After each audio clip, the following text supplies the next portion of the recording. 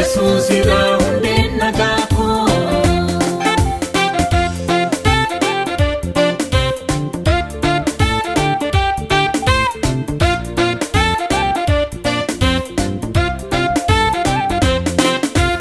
Hojjedheen adeemaa nagaa guddaan qaba. Keessi koo sooressaa dhimma maaliin qaba. Erganii dhalatee keessa koo keessatti jechaan ol ta'eera nagaan keessa kootti. Isaa jireenyi koo isaa jireenyi koo Yesus irraa hundeen nagaa koo. Isaa jireenyi koo isaa jireenyi koo Yesus irraa hundeen nagaa koo.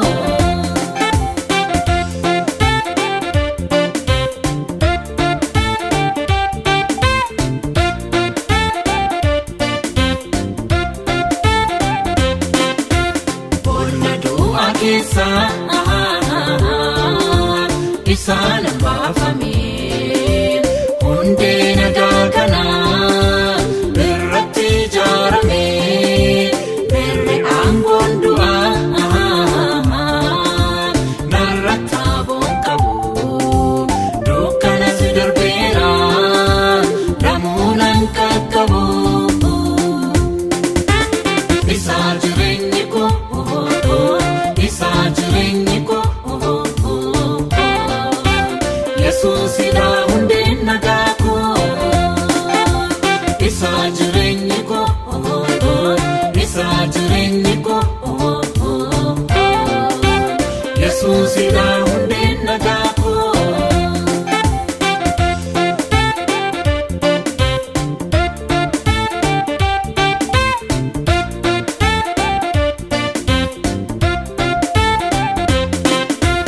Tolaaf hojii gaarii isatu hojjete. Isumaan na dhaabee qulqullootaan qixxee gaarii koo ta'eera. Qooda ofii kootiin maaltu addaan na baasa Yesus gooftaa kootti. Isaa jireenyi koo isaa jireenyi koo Yesus irraa hundeen nagaa koo. Isaa jireenyi koo isaa jireenyi koo Yesus irraa hundeen nagaa koo.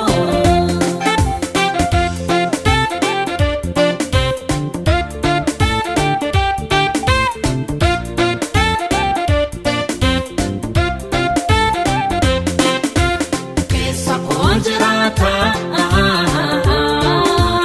ana dhiiseen deemu. Qabii fiixaa malee mormatti naan kennu. Yesus qooda kootii narraan fudhatamu. Diina koottoof jajee kanaaf kanan goonu.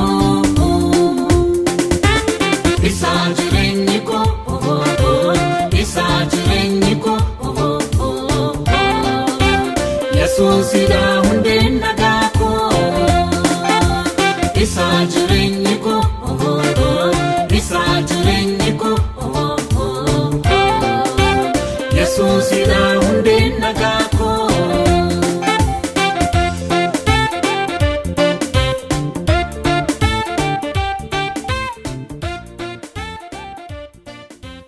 Fayyina koo fayyina koo